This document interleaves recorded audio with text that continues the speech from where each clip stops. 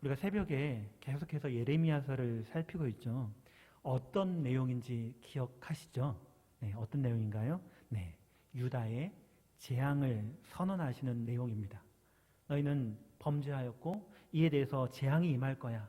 고난이 임할 거야. 너희들은 에워싸이게 될 거야. 너희는 멸망하게 될 거야. 이렇게 계속 반복하고 있습니다. 네, 그 가운데 왜 유다의 재앙을 선언하시는지 말씀하고요. 또 벌하실 수밖에 없는 그 이유를 계속해서 말씀하시는데 예전에 이 예레미야서 이 앞부분을 살필 때 굉장히 저는 성경 말씀을 읽으면서 부담스러웠습니다. 유다에 대해서 멸망을 선포하시는 이 말씀 정말 부담스럽고 언제 끝나나 유다에 대해서 계속 재앙을 선언하시는데 언제 끝나나 이런 마음을 가지고 이 부분을 읽었었는데요. 요즘 예레미야서를 살피면서 요즘은 그런 게 아닙니다. 재앙을 선언하시는 것을 분명히 알지만 그 말씀하시는 하나님의 마음이 어떠한가 이 말씀에 대해서 계속해서 묵상하게 되더라고요. 네, 그렇게 재앙을 선언하시는 그 하나님의 한 가지 단어, 말씀하시는 그 한마디 한마디 가운데 회복을 원하시는 하나님의 간절한 마음. 너희들 멸하긴 하지만 완전히는 아니고 가지만 불탈 것이지만 아직 기둥은 남겨두도록 하시는 그런 부분, 또 그렇게 재앙을 선언하시면서도 내 사랑하는 자, 하나님과의 언약 관계 안에서 그런 단어들, 네, 이스라엘과 아직까지 이스라엘은 분명히 남유다는 분명히 하나님을 배반하고 악을 행하였지만 어리석게도 우상을 숭배하였지만 그럼에도 불구하고 이렇게 계속 기다랗게 범죄에 대해서 멸망할 것을 예언하시지만 선언하시지만 계속해서 그 한마디 한마디 가운데 그 하나님의 마음, 하나님의 그 마음을 보여주는 그런 분위기들 이런 것들에 대해서 종종 생각하게 되었습니다. 특별히 읽어갈 때 돌이키면 용서하여 주시겠다. 돌이키면 용서해 주시겠다. 찾으면 너희가 나를 간절히 찾으면 내가 만나줄 거야 하는 그런 느낌, 그런 분위기를 계속해서 느끼게 되었는데요. 그런 느낌을 받으면서 연상했던 말씀이 바로 오늘 본문의 말씀이었습니다. 네, 이 시간 살피는 이 요엘서는 구약의 소선지서 가운데 하나인데요. 이 요엘서는 모두 3장으로 이루어져 있고요. 모든 절수를 합치면 73절, 73절밖에 안 되는 짧은 성경이고요.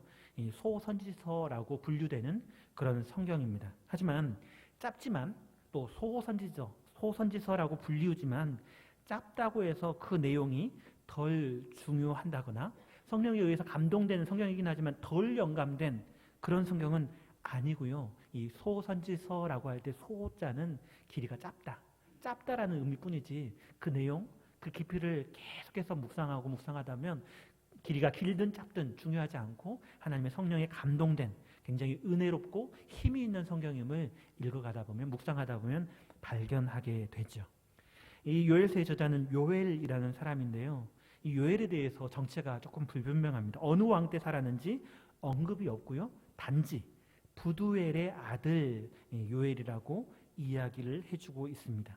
그래서 요엘서를 깊이 있게 연구한 학자들은 이 요엘서가 언제 기록되었을까 여러 가지 추측을 하는데 예수님 오시기 전 8세기부터 기원전 8세기부터 4세기까지 굉장히 다양하게 한 사람이 태어나서 글을 기록했는데 100년도 아니고 400년 굉장히 넓은 범위에 이 사람이 이럴 때 예언했겠구나 이렇게 추측하는 게 굉장히 넓은 범위로 기록된다는 것은 정말 정확한 날짜를 정확한 시기를 분별하기가 어려운 것을 우리는 짐작해 볼 수가 있습니다. 그렇기 때문에 이 요엘서를 살필 때에는 역사적 배경이 어떠한가 이런 부분들보다는 본문 그 자체 그리고 본문의 구성 가운데 제시하는 메시지가 무엇인가, 무엇을 지금 이야기하고 있는가 이것을 중심으로 살펴보는 것이 좋다라고 말씀드릴 수 있습니다. 먼저 이 요엘서를 내용 흐름별로 정리해보면 이렇습니다. 1장에서 2장 11절까지 재앙과 지금 이스라엘 백성들이 누리고 있는 재앙과 그로 인한 고통을 이야기해주고 있고요. 이어지는 2장 18절부터는 그 끝까지는 재앙에서 회복될 것 그리고 그로 인한 축복을 경험하게 될 것을 이야기하고 있는데요. 그렇게 앞에 있는 재앙 그리고 축복을 이야기하고 있다면 그 중간에 오늘 보면 2장 12절부터 17절까지 그 가장 중심에 위치하고 있는 것이 바로 하나님께 돌아오라라는 회개에 대한 촉구, 이것이 가장 중심부에 위치하고 있습니다. 제가 여러 번 말씀드리지만 앞과 뒤도 중요하지만 앞과 뒤에 둘러싸인 가장 중심에 위치한 거 굉장히 강조되어져 있는 부분이라고 말씀드렸지 않습니까? 마찬가지입니다. 요엘서에서도 지금 오늘 살펴본 이 부분이 가장 중심에 위치해서 가장 강력하게 외치고 있는 메시지라고 말씀드릴 수가 있습니다. 먼저 요엘서의 본문에 나타난 배경은 아주 단순한데요. 요엘서 1장 4절에 이렇게 기록하고 있습니다. 팥중이가 남긴 것을 메뚜기가 먹고 메뚜기가 남긴 것을 느치가 먹고 느치가 남긴 것을 황충이 먹었도다라는 이 말씀이 보여주는 것처럼 뭔가 재난이 찾아왔습니다. 그래서 뭔가 조금 남았는데 또 다른 재난이 또 찾아오는 겁니다. 그리고 그것도 약간 남았습니다. 그런데 그것마저도 또 다른 재앙이 찾아와서 정말 아무것도 없게 되는, 정말 남은 것이 하나도 없게 되는 그런 상황이 오늘 말씀의 배경이라고 말씀드릴 수가 있습니다. 이 내용에 대해서 실제로 메뚜기가 와서 메뚜기 재난으로 말미암는 그런 고통, 그런 재앙 그렇게 이해하기도 하고요. 또 특별히 본문 2장 20절에 보시면 북쪽이라는 표현이 나타나고요. 또 이사야서 13장에 나타난 내용, 이것을 근거로 해서 북쪽으로부터 침략하는 인간의 군대로 그렇게 이해하기도 합니다. 실제 메뚜기 재앙일 수도 있고요. 북으로부터 온다라는 이런 표현을 통해서 북방 이방 군대의 침략, 이것을 이야기하는 것으로도 이해하기도 합니다. 어느 곳으로 이해하든지 상관없는데 어쨌든 본문이 우리에게 말해주는 것은 아주 분명한 내용을 우리에게 이야기해주고 있습니다. 무엇인가 하면 하나님의 백성들이, 하나님을 섬기는 하나님의 자녀들, 하나님의 백성들이 이 땅에 살면서 혹독한, 그냥 한 번의 재앙이 아니라 두 번, 세 번 계속해서 이어지는 혹독한 인생의 경험을 할 때에 정말 우리가 영적으로 육적으로 아무것도 남지 않았다라고 여겨지는 그런 절망적인 상황들에 맞닥뜨리게 됐을 때 우리가 어떻게 해야 할 것인가, 그것을 요엘서는 이야기해 준다라는 것입니다. 그렇게 힘들고 어려운 절망적인 상황을 맞닥뜨리게 됐을 때 대부분의 사람들은 하나님을 찾기보다도 먼저 이 상황에, 자기가 처한 이 상황에 절망하거나 또 하나님께 실망하거나 또 인간적인 방법을 동원해서 어찌하든지 내 능력으로, 내 힘으로 해결해 보려고 안간힘을 쓸 때가 종종 있습니다. 스스로 해결해 보려고 스스로 고민하고 걱정하고 어찌하든지 이때만 지나갔으면 좋겠다, 그런 간절한 마음으로 그렇게 바라는 그런 마음을 품을 때가 있다라는 거죠. 하지만 요엘 선지자는 그렇게 네 스스로 해결해라 라고 말하지 않습니다. 뭐라고 이야기하는가? 오늘 본문에 이야기하고 있는데요. 12절 말씀에 그렇게 이야기를 하고 있습니다. 요엘 선지자는 하나님의 말씀을 이스라엘에게 전하는데 12절 말씀에 이렇게 기록하고 있습니다. 여호와의 말씀에 너희는 이제라도 금식하고 울며 애통하고 마음을 다하여 내게로 돌아오라 하셨나니, 그리고 13절 상반절에 너희는 옷을 찢지 말고 마음을 찢고 너희 하나님 여호와께로 돌아올지어다 라고 말씀합니다. 요엘은 하나님께서 돌아오라라고 말씀하셨던 그 말씀을 전하고 있는 모습입니다. 하나님께서는 이스라엘과 시내산에서 언약할 때, 하나님께 청종하지 않고 대항할 때 이스라엘을 어떻게 하시겠는가 미리 말씀하셨는가 하면 여러 민족 중에 흩을 것이라고 레위기 26장에 그렇게 경고의 말씀을 하셨습니다. 하지만 또한 그런 경고의 말씀에 이어서 또 그런 말씀도 하셨죠. 너희들이 하나님에 반역해서 하나님을 대항해서 그렇게 범죄하였을 때 흩을 것이지만 이미 흩어져 버린, 하나님의 심판을 받은 그 유다 사람들, 이스라엘 사람들이 흩어져 있는 그곳에서라도 마음을 다하고 뜻을 다하여 그분을, 하나님을 찾으면 만나리라 라고 신명기 4장 26절에 그렇게 약속해 주셨죠. 그 약속의 말씀을 선지자는 기억하고 있는 것 같습니다. 그 하나님의 약속, 하나님의 율법을 통해서 주셨던 그 약속을 다시 한번 기억하면서 이스라엘 백성들에게 그 약속을 상기시키면서 이제라도 돌아오라라고 오늘 본문에 이야기하고 있는 것이죠. 특별히 이 선지자는 슬픈 일이 있었을 때 옷을 찢었던 이스라엘의 관습을 따라서 너희들이 옷을 찢지 말고 마음을 찢으라라고 이야기를 하고 있습니다. 금식하고 울며 애통하는데 사람들이 보는 겉으로 드러나는 모습이 아니라 내면적인 변화로 마음을 다하고 뜻을 다하여 여호와께로 돌아오라라고 오늘 본문에 이야기하고 있습니다. 이 명령과 함께 하나님의 약속을 상기시키며 그렇게 돌아오라고 하는 이 명령의 말씀과 함께 요엘서는 하나님이 어떤 분이신가, 너희의 하나님, 이스라엘의 하나님, 우리 하나님이 어떤 분이신지 이야기를 하고 있는데요. 그 말씀이 바로 13절의 하반절의 말씀입니다. 이스라엘에게 돌아오라라고 말씀하신 그 하나님은 어떤 분이신가?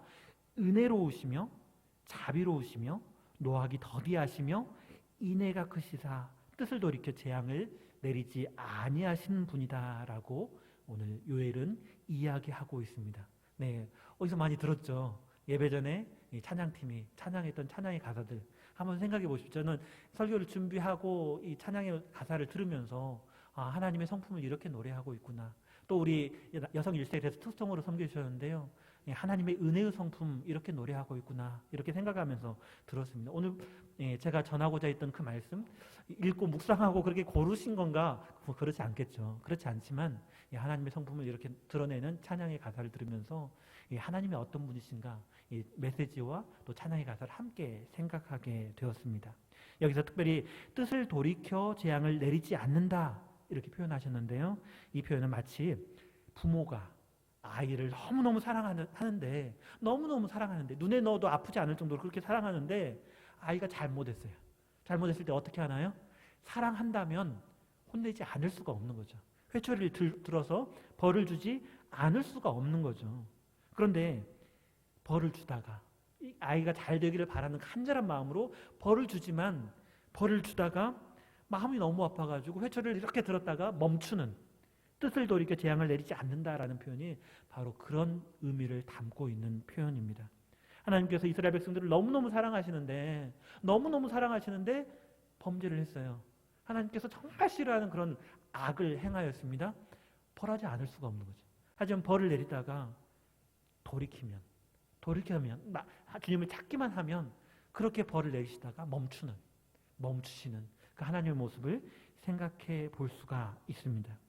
여기서 하나님께서 돌아오라고 부르신 부름에 어떠한 조건도 어떠한 약속도 없다라는 것을 이 본문을 통해서 생각해 볼 수가 있습니다. 분명히 돌아오라고 하셨지만 돌아오기만 하면 꼭 이렇게 해주겠다 이게 아닙니다. 14절에 보시면 뭐라고 이야기하고 있는가 하면 혹시 누가 알겠느냐 이런 말을 요엘 선지자는 표현하고 있는데요. 이게 무슨 말인가 하면 모든 선택, 모든 주권, 모든 그렇게 하실지 마실지 그 모든 주권이 어디에 있는가 오직 하나님 한 분께만 있다라는 것을 이야기해 주는 것이죠.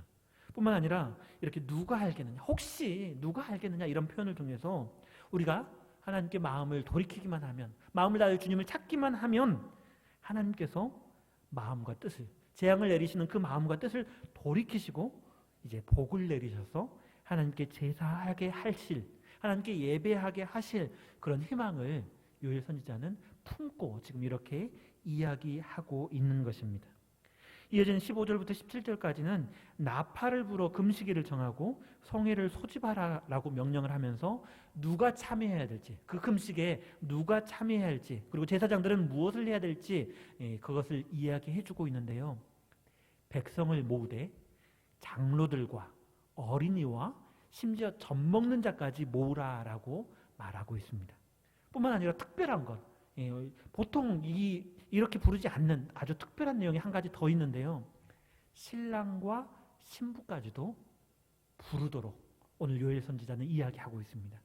결혼이 뭔지 우리 잘 알고 있습니다. 하나님께서 만드신 거룩한 질서입니다. 그래서 이스라엘에서는 결혼이라는 단어 앞쪽에 거룩한 결혼 이렇게 표현을 합니다.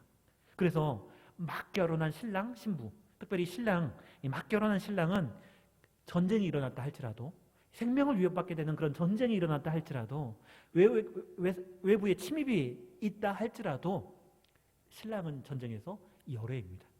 가지 않습니다.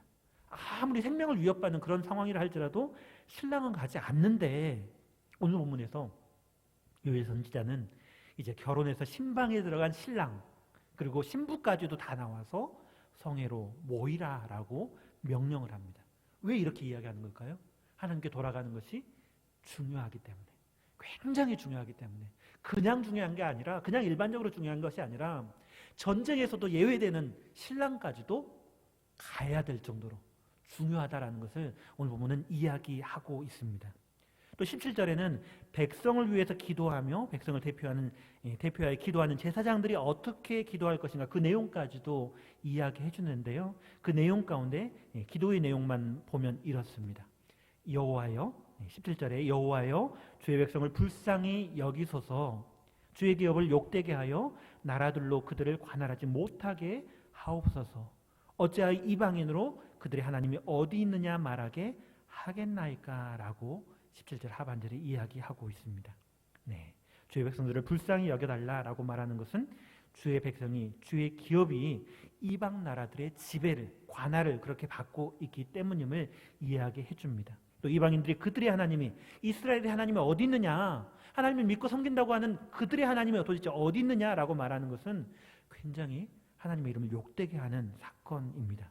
주의 백성은 주의 다스림을 받는 것이 마땅한데 이방 사람들이 그걸 모르겠다는 거예요. 하나님이 살아계신지 우리는 모르겠다라고 이야기하고 있는 겁니다. 네. 하나님을 섬긴다고 하는 그 사람들이 어떻게 살았는지 생각해 볼 수가 있는 거죠. 어떻게 살았을까요? 이스라엘은 분명히 하나님의 백성이지만 하나님과 언약관계 속에 있었지만 주님의 다스림을 떠나서 악을 행했다라는 겁니다. 말로는 착한 일, 선한 일 막 한다고 하지만 하나님의 백성이라서 자비를 베풀고 어떤 규례를 지키고 이렇게 한다고 했지만 그런 그들이 하나님께 예배한다고 예배의 자리에 나아온 그들이 집에 돌아가서는 어떻게 했는가? 근처에 산당에 가서 우상을 숭배하고 하나님이 없는 사람처럼 이방 사람들이 그렇게 하기 때문에 이방 사람들이 그렇게 하면 복을 받는 것처럼 그렇게 착각하고 이방 사람들이 섬기는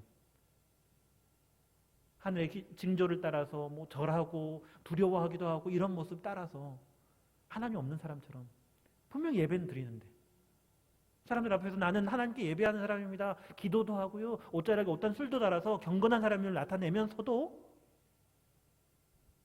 돌아보면 자기 삶 속에서는 우상 숭배하는 삶, 하나님 없는 삶.